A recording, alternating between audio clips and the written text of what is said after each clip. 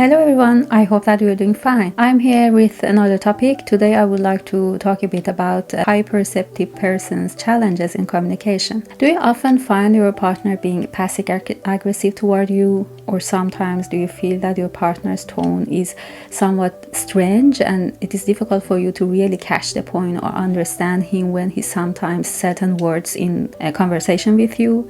It feels like sometimes he just likes using sarcasm and hidden messages to communicate with you, right? You may ask him, hey, is it okay? Everything good? Something you want to tell me? And then he may get surprised and say, of course it is okay. Why? While you're anxious and feel tense inside. So if this is you, perhaps you're too perceptive or sensitive in catching everything in relationship, especially your partner's behaviors and vibes, and you're subconsciously caring too much about the way he formulates his thoughts and words. This kind of dynamics can create tension and anxiety and also resentment in relational spaces, because by frequently asking and confronting your partner and doing these emotional check-ins, as he has been your typical way of reassurance and finding safety, you will create potential for resentment and conflicts in your relationship. If you were raised in a home and family environment which was dysfunctional, where it was constantly discouraged to talk about conflicts or their setting boundaries, or that there was always a lot of uncomfortable and emotionally demanding stuffs going on, you became an expert of navigating situations and emotional atmosphere without being able or allowed to talk about conflicts. You became very good in catching, and perceiving unspoken issues and words when there were elephants in the room and everyone just pretended that everything was good. So now in adult relationships, your mind just picks up all emotional loads through tiny ones which are not necessarily even recognized by others, for example your partner. It means that your partner may not be even bothered or thought consciously about that specific emotion or the way it is felt in his body and affects him, but you notice it and tend to catch it quickly, and so you want to address it. So in other words, you are unconsciously trying to ask your partner to help you to make peace for you and reconcile what you experience, but this is not necessarily according to your partner's experience. So his experience would be at that time surprise or confusion, because you pick up a feeling about which he does not care or even does not recognize by himself. So such confrontations and emotional checkings might send him into a defending position, unfortunately, because he might suddenly feel that you are asking him to explain himself for something that he is barely aware about. So you perhaps are experiencing that he has got kind of passive-aggressive tone, and therefore your nervous system goes overactivated, and when you are overactivated, your brain is running on survival mode. This is hyper-perception, and hyper-perception is something that can make it difficult for your relationship, because the potential for feeling safety and intimacy decreases when you yourself are not safe and have figured a threat signal. So this is actually a trauma response again. So this hypervigilance can be both an advantage and a disadvantage. You find yourself in situations where you notice things that people talk about and project on, that they were never meant you to notice these things, right?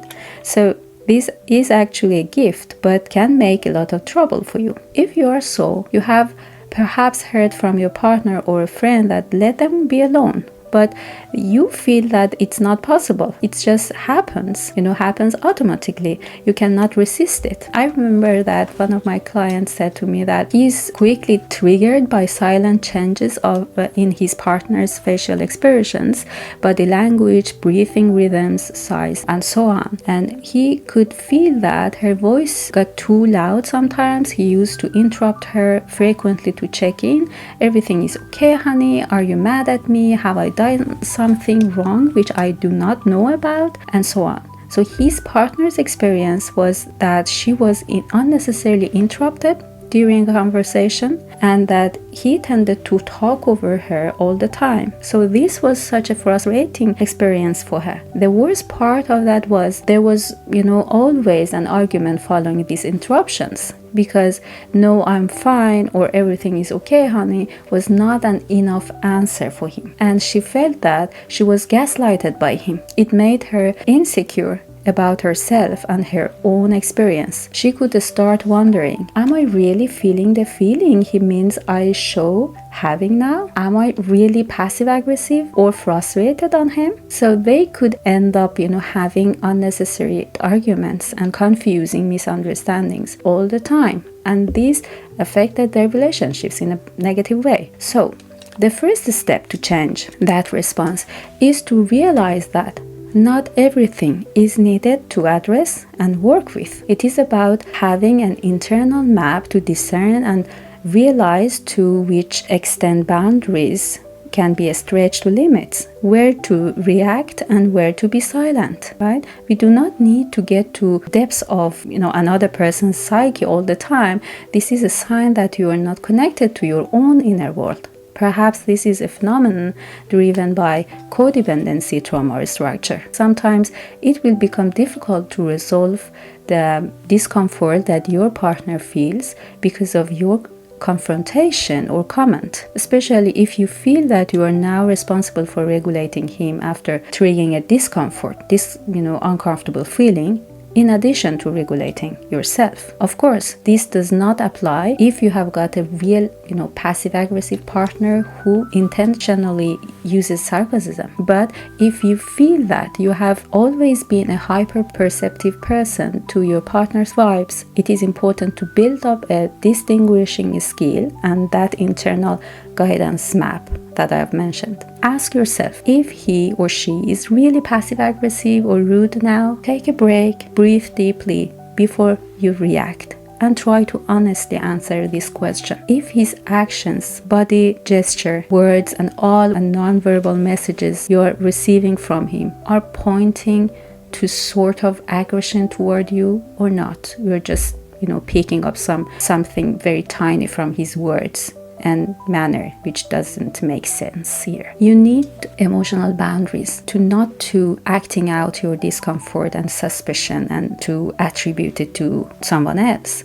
Try to build your protective boundaries. You have to communicate clearly and honestly with your partner about your sensitivity. This is about stating your needs and find some suitable strategies to protect and regulate your own nervous system, because an overloaded nervous system is more prone to catch the stimuli and make a personal meaning out of that compared to a regulated, calm and present system, which is actually in peace and is able to guide you across relational spaces freely. Also, it is important to present boundaries as something constructive, as something positive, a tool that you would like to use in order to deepen connection with your partner, right? To prevent misunderstandings and miscommunications. It may happen that, that you interrupt your partner during conversation to do a reality check instead of pausing and asking yourself some important questions before you act out your insecurity, and it may happen repeatedly.